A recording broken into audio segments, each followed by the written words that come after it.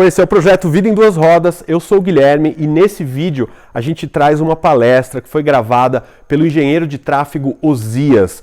O Osias se tornou um grande parceiro do nosso projeto, ele fez 2 palestras para nós, ele é muito experiente em engenharia de tráfego e ele traz informações que a gente deveria saber. São coisas que o Detran deveria ensinar para a gente quando a gente tira a nossa habilitação. Se liga nesse vídeo. Olá pessoal, meu nome é Osias Batista, eu sou de Belo Horizonte, eu sou engenheiro de tráfego e sou motociclista desde 1976. Eu acho que a maioria de vocês, talvez esse vídeo, talvez não tivesse nem nascido nessa época, 1976, já se vão tantos anos. Minha primeira moto foi uma Honda CB 350 e hoje eu tenho também uma Honda CB 1300, um pouquinho maior, né? E como engenheiro de tráfego, a minha preocupação principal, na qual eu levo grande parte da minha atividade profissional, é a segurança de trânsito. Eu lido com isso desde sempre, né? E como motociclista e como engenheiro de tráfego, eu tenho uma preocupação muito grande com a nossa segurança como motociclista nas vias.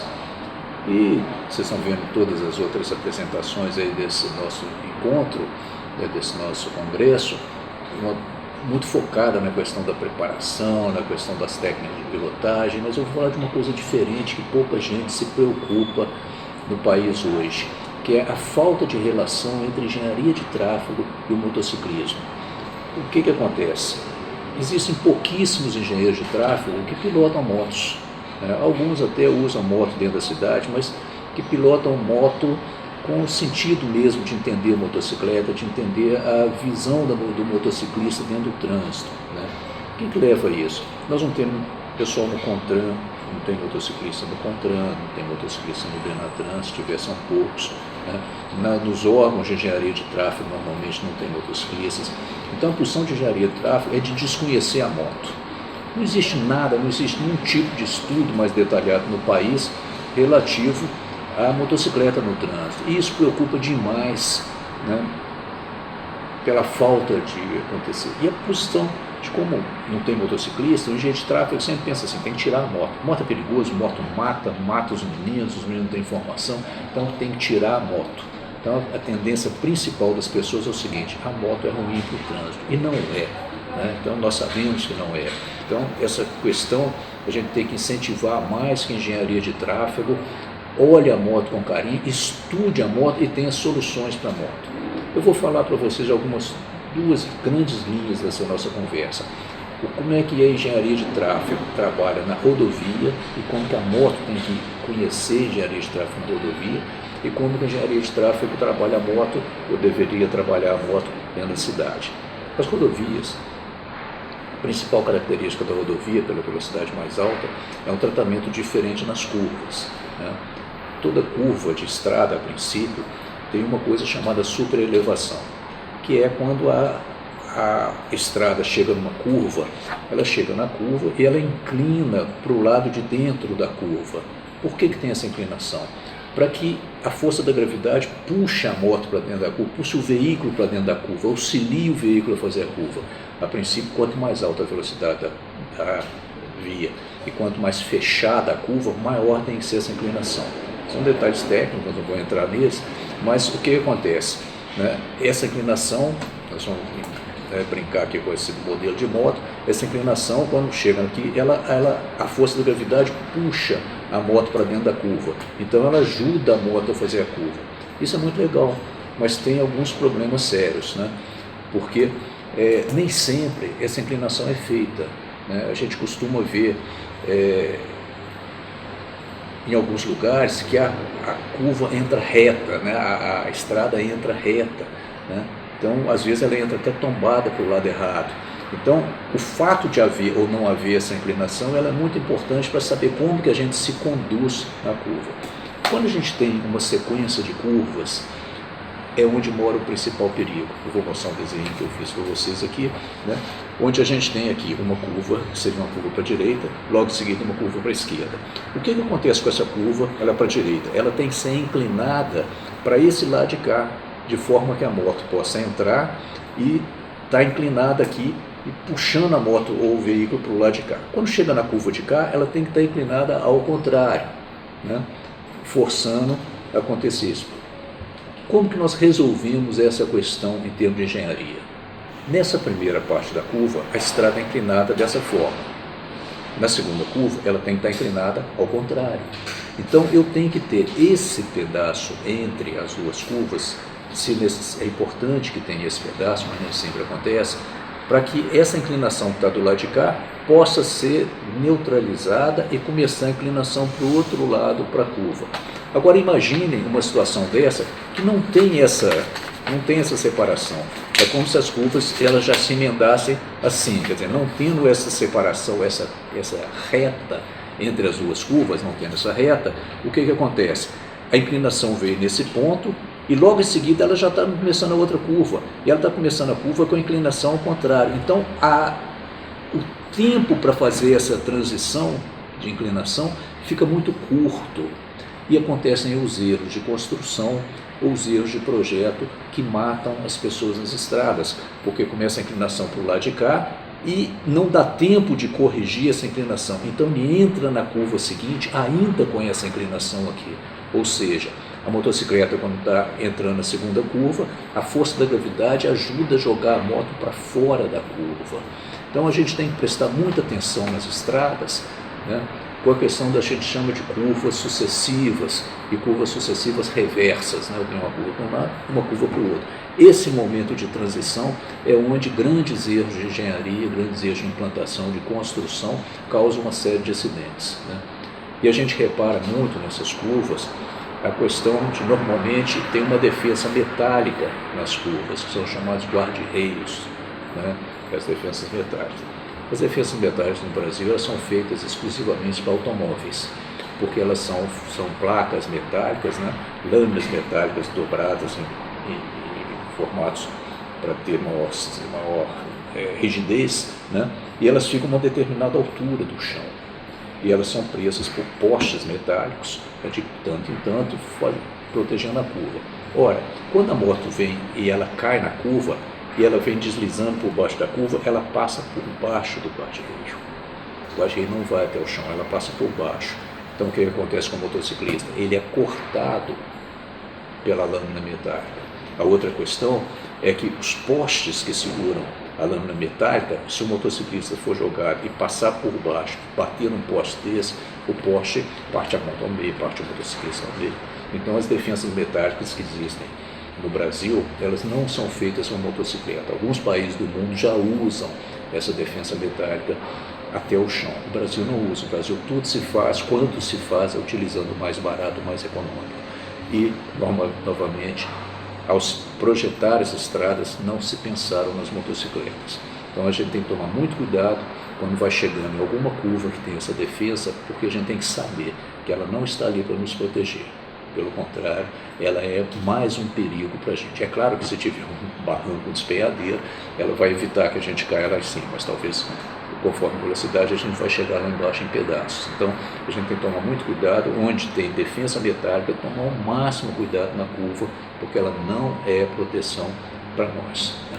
Então, basicamente, em rodovias, o que o motociclista tem que conhecer é essa questão das inclinações das curvas, saber onde que ele pode desenvolver velocidades adequadas às curvas e conhecer a curva. Outra coisa muito interessante em estrada, muito perigosa com relação às curvas, é que como tem essa inclinação para dentro das curvas, a água, quando chove, ela escorre para lado de dentro da curva. Tem que ter o que a gente chama de dispositivo de drenagem, que normalmente são bueiros, valetas, que escoam a água para cá. Quando a gente está andando em estradas e as estradinhas de montanha são especiais nisso, elas não têm acostamento, né? O mato chega até próximo do asfalto. O que acontece é que esse escoamento da água do lado de dentro, normalmente ele é deficiente. E na hora que chove e que tem essa inclinação, esse lado de dentro da curva empoça. A água forma uma poça de água na parte de dentro da curva, né? Então é muito importante o motociclista, quando está andando na chuva, com todos os perigos que a chuva tem, ele tem que tomar muito cuidado nas curvas, que normalmente o lado de dentro da curva é o lado que está mais molhado. Na curva para a direita, que é o lado que a gente está andando próximo ao acostamento, é a parte que fica mais perigosa. Então, nesses momentos de chuva, momentos de pista molhada, tentar evitar passar nas pistas, nas curvas fechadas, passar próximo ali à beirada do asfalto, né, que é onde concentra a água, e você entrar de moto de repente numa poça d'água, dá aquaplanagem, dá uma série de coisas e o tombo acaba acontecendo. E além disso, nós temos que lembrar sempre o seguinte: a parte mais escorregadia da estrada costuma ser exatamente a faixa pintada. Então, quando tem aquela faixa branca ao lado da rodovia e a gente corta a curva, é como na pista falar que passa na zebra, né? A estrada molhada, a faixa pintada é a parte mais escorregadia. Então, muito cuidado ao trafegar sobre aquela faixa pintada também. Nas curvas, com pista molhada, nunca ande imediatamente próximo à borda da pista. O comprimento dessa faixa é proporcional à velocidade da via. Quando a via tem 60 km por hora de velocidade regulamentada, essa faixa tem normalmente 30 metros de comprimento. O que são 30 metros a 60 km por hora? É mais ou menos 2 segundos que o veículo gasta para passar esse ponto. Então, quando o veículo vem aproximando, seja a moto, seja o carro, como que ele sabe se o semáforo ficou amarelo? Como que ele sabe se ele pode passar ou não? Se ele tem que frear ou não? A indicação, embora isso não seja uma coisa clara, nem regulamentada por lei, né, a engenharia de tráfego fez isso aqui de tal forma que é o seguinte: se o motorista está nesse ponto aqui e o sinal ficar amarelo, ele sabe, normalmente o tempo de amarelo é 3 segundos, então ele sabe que daqui para cá ele leva 2 segundos, então é melhor ele começar a frear, porque ele ainda não entrou aqui. Se ele já está aqui dentro, né, ele sabe que ele tem, em 2 segundos ele vai passar, o tempo de amarelo é 3 segundos em geral, então dá tempo dele passar antes do sinal fechar, né? Por que acontece isso? Se o motorista chega aqui e ele fala: não, eu não vou atravessar no amarelo, às vezes o automóvel que está atrás dele acha que dá tempo no amarelo e tem as colisões de traseira, o automóvel para e o outro não para.